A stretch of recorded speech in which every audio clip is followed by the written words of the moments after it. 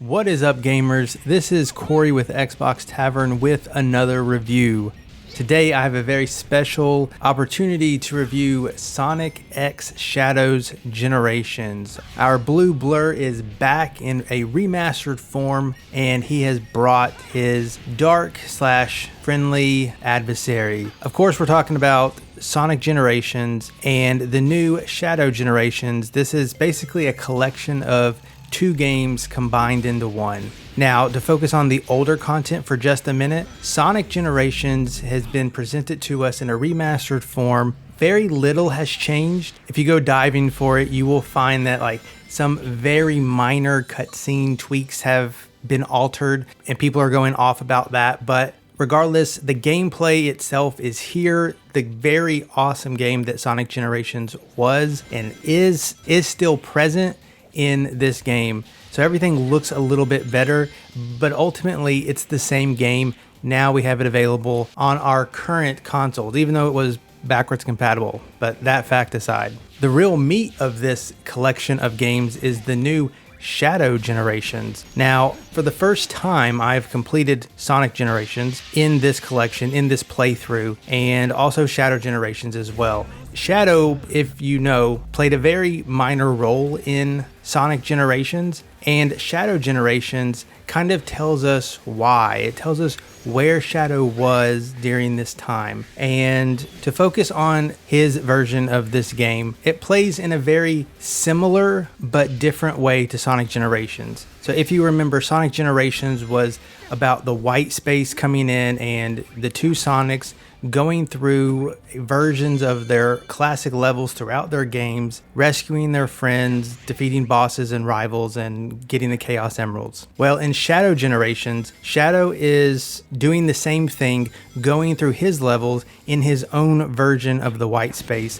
fighting his own enemy. The difference is, however, the white space is an open world 3D environment that you can navigate and explore and just have fun in. So automatically this game offers more than just playing the levels. Like, you get to play the hub world, which is just as fun as these levels. It kind of reminds me of Sonic Frontiers, but it's not as big, which is a good thing because Sonic Frontiers had a lot of emptiness in it. And this kind of worked with that formula and put it in this hub world in a nice condensed area filled with lots of different routes and fun things to play with. Now, to add on to that, as you play through your levels and play through the bosses in a similar order, you start to unlock powers. And this is kind of where the game takes it up a notch. These powers allow you to navigate to new parts of the map and then into new levels that use those powers. And the bosses that you're facing, they are susceptible to your recent new powers. Some of it, the hub world exploration part, is almost Metroidvania-ish because you can kind of go back and access places and, of course, in the levels with different powers now that you have and check out different routes and whatnot. So it's really cool in that aspect. It adds what already had a lot of replay value in Sonic Generations. Shadow Generations just kind of builds onto that and makes you want to replay the levels even more. Now, if you've played Sonic Generations, you probably think it was a general opinion that the story wasn't that great, and playing through it for the first time, I kind of agree.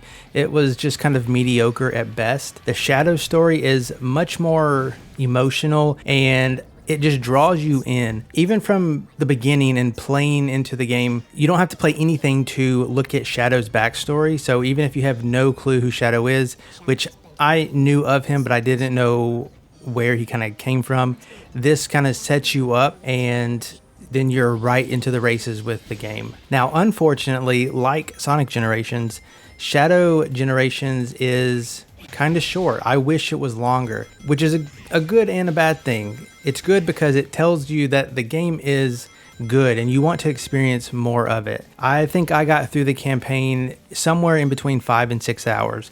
Now, that was pretty much just playing the levels one time, playing the challenge gates that I needed to in order to progress one time, and not doing a ton of collectible hunting. So there is definitely more to explore and see in this game.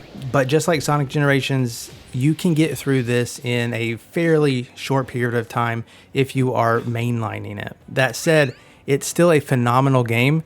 This game is probably, without a doubt, my favorite 3D Sonic. I have always been lukewarm on the 3D Sonics that I've played, and actually this has made me a fan of 3D Sonic games. Right now I have the urge to go back and finish Sonic Frontiers. I have half a mind to go play Sonic Adventure games, but really this gives me a lot of hope for the Sonic franchise going forward.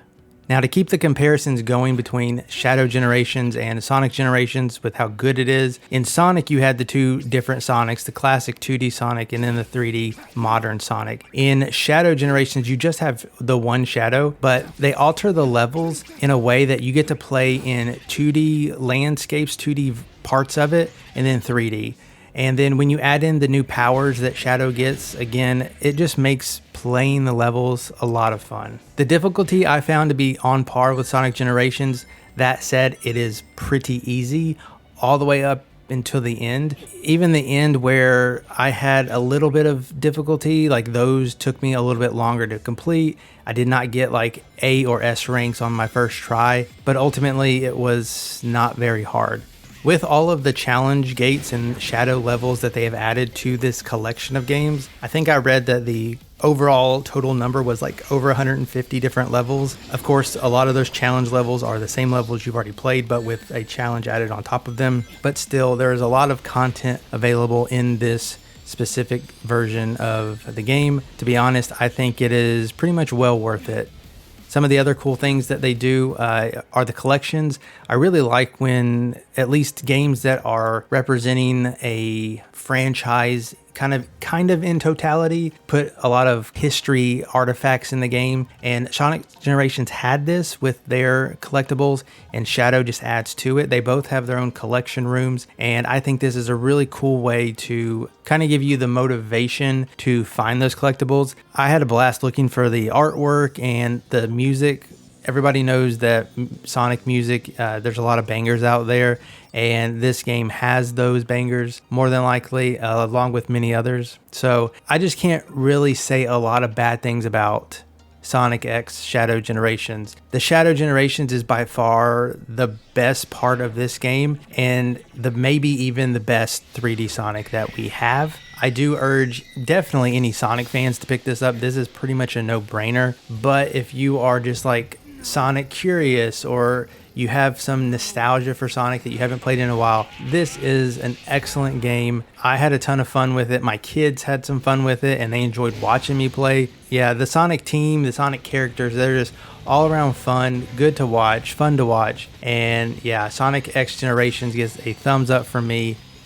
I hope you've enjoyed this video. If you are not already on XboxTavern.com, be sure to go there where you can see my final score for Sonic X Shadow Generations, and I will catch you in the next video.